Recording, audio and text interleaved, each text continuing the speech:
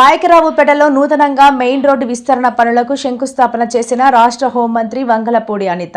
ఈ సందర్భంగా ఆమె మాట్లాడుతూ గత 5 సంవత్సరాలలో ఎక్కడా కూడా అభివృద్ధి జరగలేదన్నారు. బిఎంఆర్డీఏ చైర్మన్ గురించి అనిత మాట్లాడడం జరిగింది.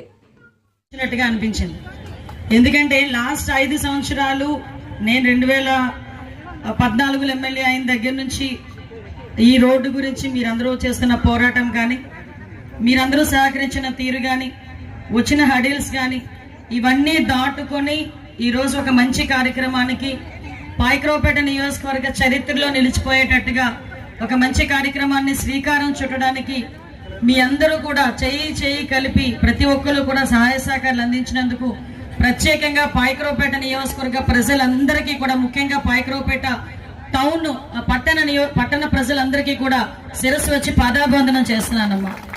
ఎందుకంటే ఈ మంచి కార్యక్రమం చేసేటప్పుడు చాలా హడిల్స్ వస్తాయి, చాలా ఆటంకాలు వస్తాయి. ఆ ఆటంకాలన్నింటినీ కూడా అధిగమించుకున్నాం. నిజంగా నాకన్నా వయసులో చిన్నోడైన ప్రణవ్ గోపాల్కి నేను చేతులెత్తి నమస్కారం పెట్టాలి.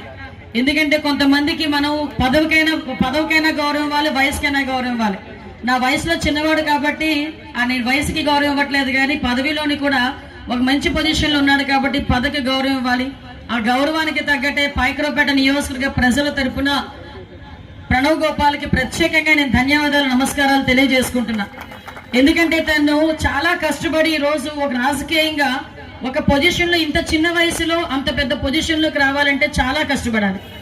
అటువంటి కష్టం పడి సుమారుగా గౌరవ నారా లోకేష్ గారు వెనకాతల యువగలం పాదయాత్రలో ఎన్ని రోజులు సార్ నడిచారో అన్ని రోజులు కూడా తను కూడా నడిచాడు.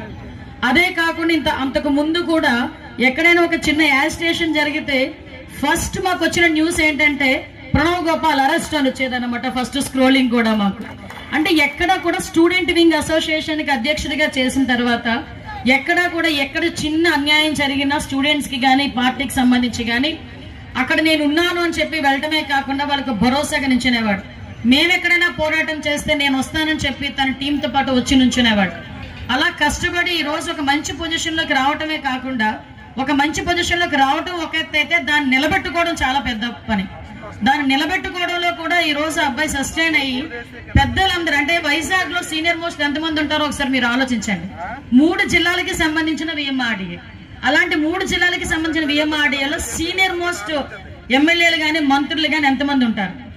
వాళ్ళందరినీ కూడా ఈరోజు ఒక రకంగా చెప్పాలంటే వాళ్ళందరితో కోఆర్డినేషన్ తో ముందుకెళ్తూ ఈరోజు ఒక మంచి పేరుతో ముందుకు నడుస్తున్న మన ప్రణవ్ గోపాల్కి మళ్ళీ ఒకసారి నేను మనస్ఫూర్తిగా పాయకరావుపేట నియోజకవర్గం తరఫున నేను ధన్యవాదాలు తెలియజేసుకుంటూ, అదేవిధంగా మనందరికి కూడా విఎంఆర్డీఏ వీసీ గారు తేజ్ భరత్ గారు IAS